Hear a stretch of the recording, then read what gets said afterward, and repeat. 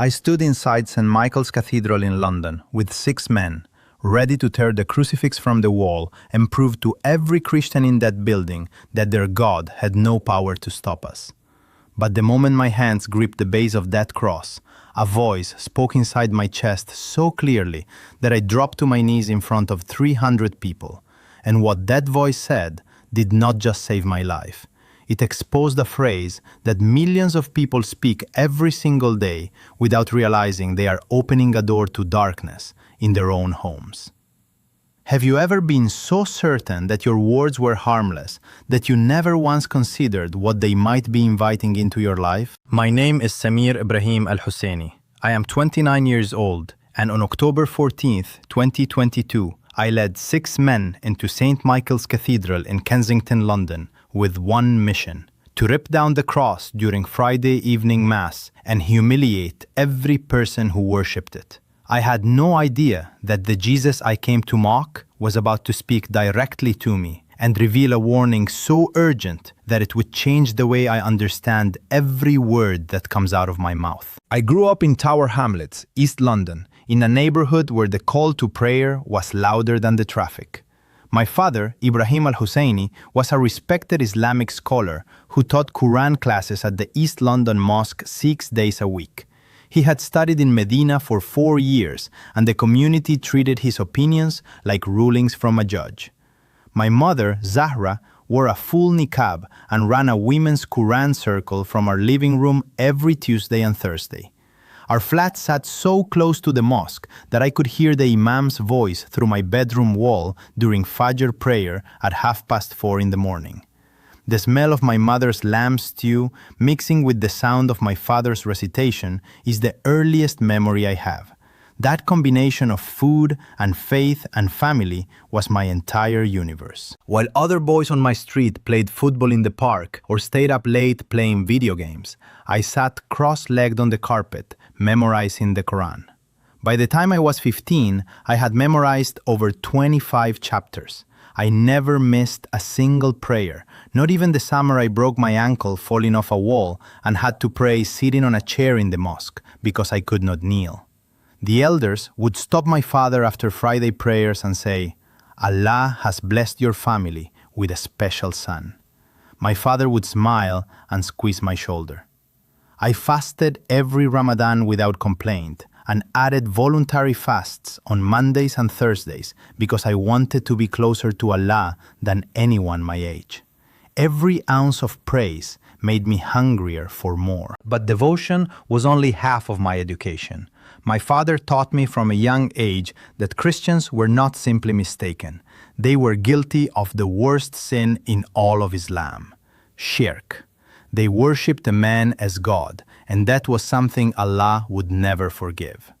In our neighborhood, no one talked to the Christians who attended the small chapel on Whitechapel Road.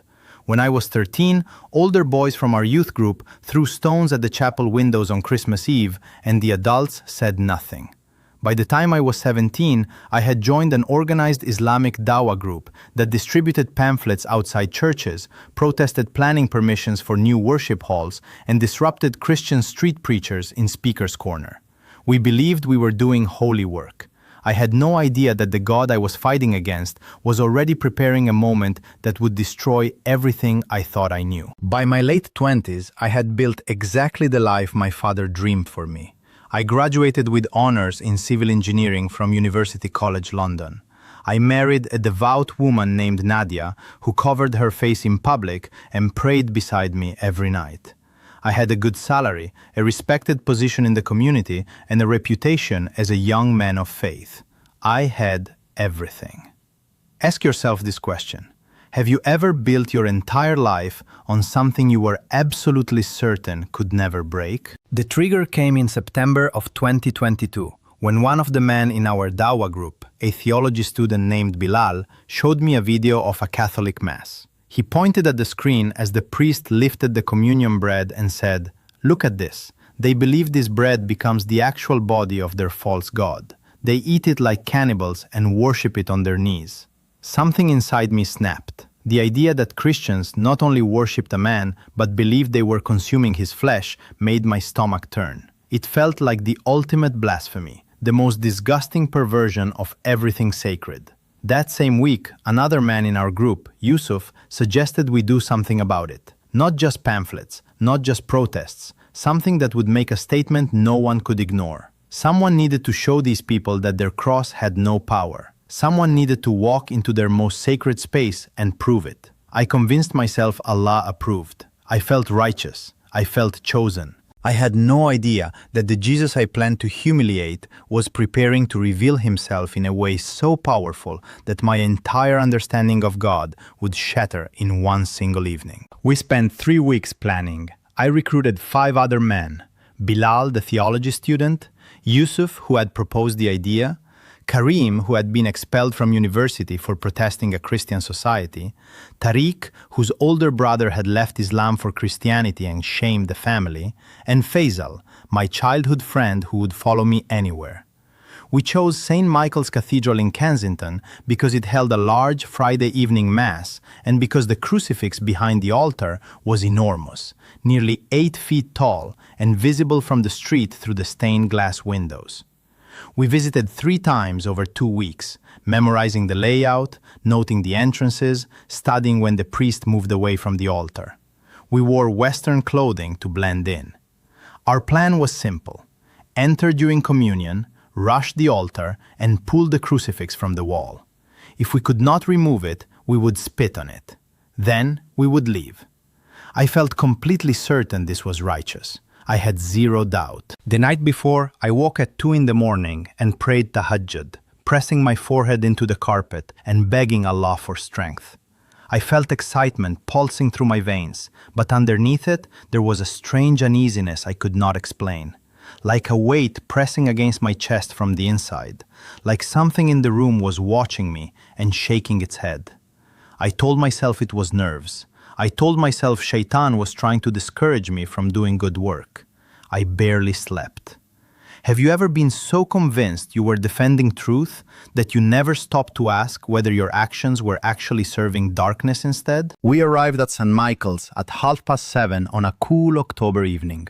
The sky was gray and the street lights had just flickered on. The cathedral stood like a fortress of pale stone, its bell tower reaching into the clouds, its stained glass windows glowing amber and crimson from the light inside. Families walked through the heavy wooden doors. An elderly woman with white hair and a blue cardigan stood at the entrance handing out programs. She smiled at me as I walked in. "Welcome, love," she said. "So glad you could come." She had no idea why I was there. Inside, the air hit me like a wall. Cool stone and old wood and the thick sweetness of incense.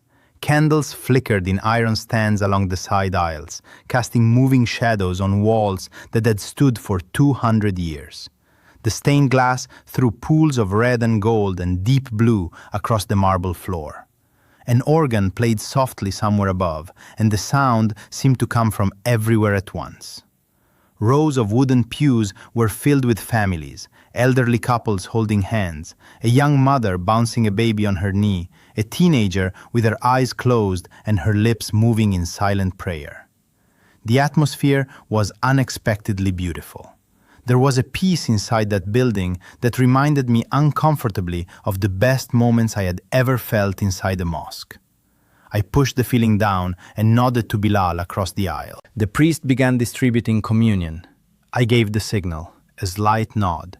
We moved. I pushed past an elderly man in the center aisle. We stormed toward the altar. The congregation gasped. A woman screamed. I reached the base of the enormous crucifix mounted on the wall behind the altar and grabbed it with both hands. Bilal and Yusuf flanked me. Karim shouted something I cannot remember.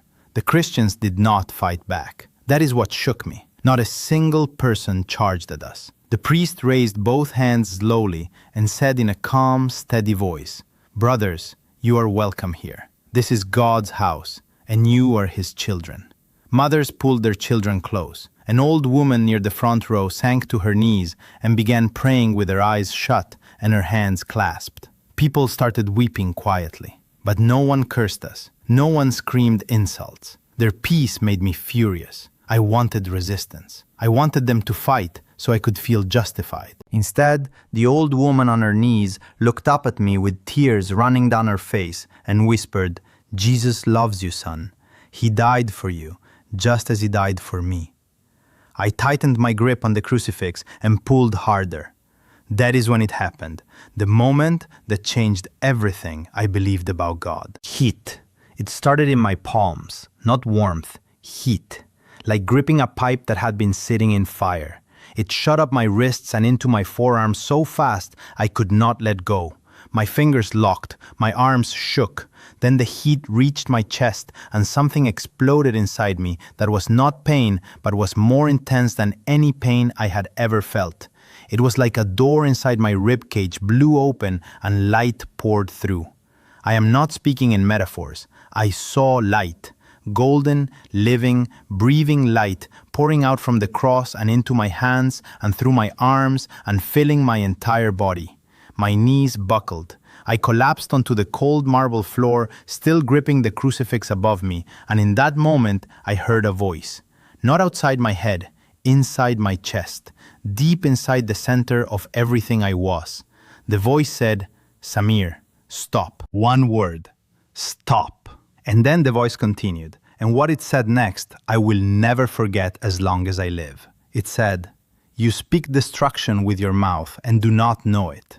The words of your lips have been opening doors you cannot see. Stop cursing what I have blessed. Stop speaking death over my people.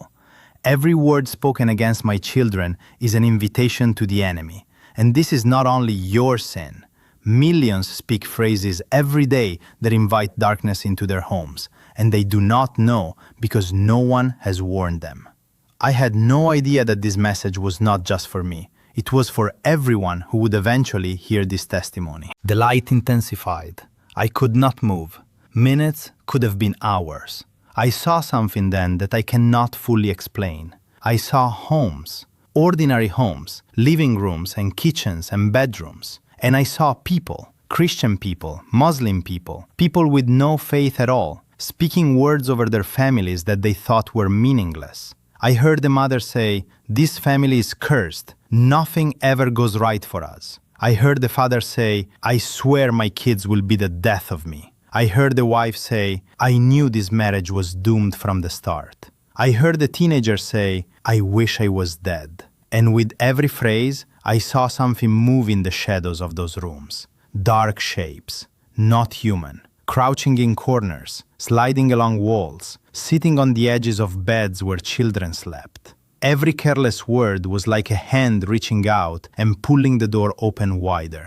Jesus showed me that the tongue is not just a muscle. It is a key, and most people have no idea what they are unlocking every time they speak death, destruction, hopelessness, or curses over their own lives and the lives of the people they love. I was crying harder than I had ever cried in my life. Tears streamed down my face faster than I could wipe them away. Every hateful word I had ever spoken about Christians, every curse I had ever pronounced over churches, every prayer I had ever prayed asking Allah to destroy the followers of Jesus, all of it had been opening doors. Not for Allah, for the enemy. Ask yourself this question. How do you explain meeting the living God when everything you ever believed told you he did not exist? The cathedral was silent. Every person in that building was watching. Bilal was on his knees beside me, his face white, his hands trembling. Yusuf had collapsed against a pew with his arms wrapped around himself. Karim had fled. Tariq stood frozen in the aisle, tears streaming down his face. Faisal, my oldest friend, was lying face down on the marble floor with his shoulders shaking. The priest walked slowly toward me and knelt on the stone beside me. He placed his hand on my shoulder. His voice was gentle and steady. "He loves you, son," he said. "He has been waiting for you. Do you understand now?" I looked up at him, and the words came out of my mouth before I could think. "How do I follow him? What do I do now?" The priest smiled. He took my hands, and right there on the floor of St. Michael's Cathedral, surrounded by the very people I had come to terrorize, he led me in a prayer that rebuilt my life from the ground up. I said, "Jesus, I have been wrong about you. I have hated your people. I have cursed your name. But I saw you tonight. I know you are real. Forgive me. Save me. I surrender everything to you." The church exploded with joy. The same people who had been weeping in terror moments earlier were now weeping with happiness. Strangers hugged me. The old woman who had been praying on her knees grabbed my face with both hands and kissed my forehead.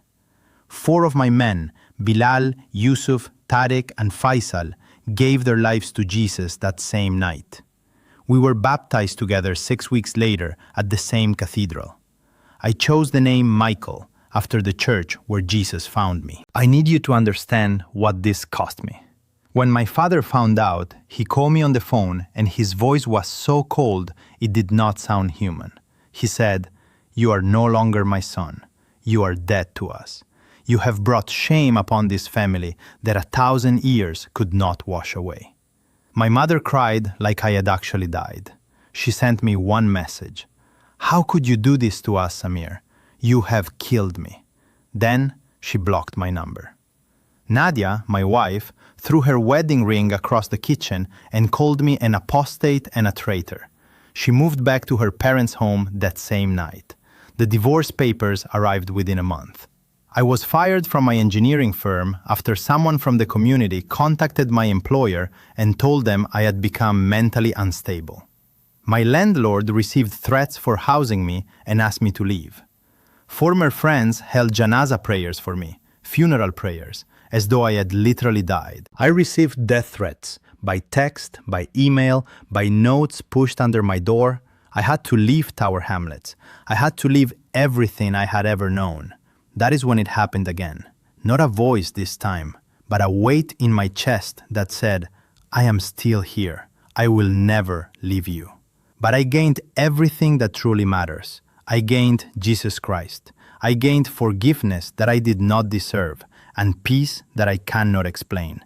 I gained a church family at St. Michael's who opened their homes to me when I had nowhere to sleep. I gained a purpose that makes every loss feel small. I gained eternal life. And the message Jesus gave me that night about the power of our words became the foundation of everything I now live for. I met a woman named Grace at a prayer group 8 months after my conversion. She had grown up in the church, but she told me that hearing my testimony changed the way she understood the weight of her own words. She said she had spent years speaking negativity over her own life without realizing it. We fell in love over shared prayers and long walks along the Thames.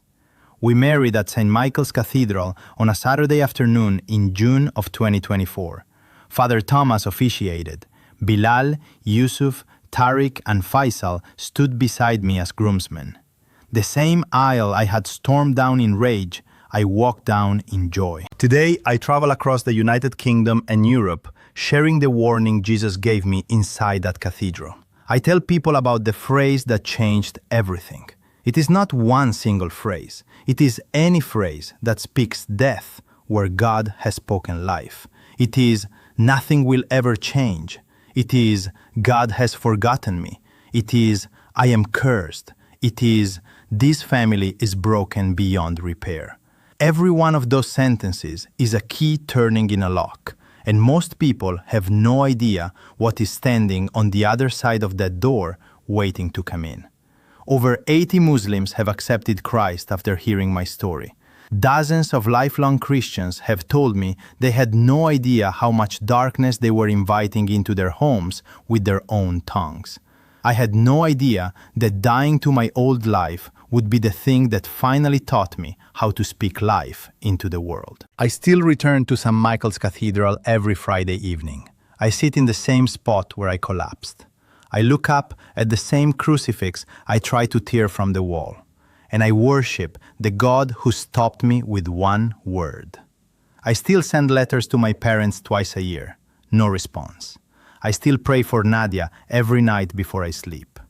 The first words my daughter Miriam heard when she was born were not the Islamic call to prayer whispered into her ear. They were a blessing spoken over her life in the name of Jesus. Look inside your own heart right now. What words have you been speaking over your family, your marriage, your children, your future? The angry Muslim man who stormed into that cathedral to destroy a cross no longer exists. In his place stands a follower of Jesus Christ who carries that same cross in his heart every single day. If he can transform someone like me, someone who hated him, cursed his people, and tried to rip his image from a wall, then he can absolutely transform you, no matter what you have done or where you come from. The same Jesus who spoke to me through a wooden crucifix in a London cathedral is standing before you right now through this very testimony. He's not asking you to be perfect. He's asking you to stop speaking death and start speaking life. Jesus is calling you right now. He's saying the same word he said to me. Stop. Stop cursing. Stop doubting. Stop opening doors that were meant to stay shut. He's offering you the same love and the same freedom that changed everything for me. Do not wait for a miracle like the one I received. He's already pursuing you. Will you let him in? Close the doors your words have opened, and finally discover the power of a tongue surrendered to the living God.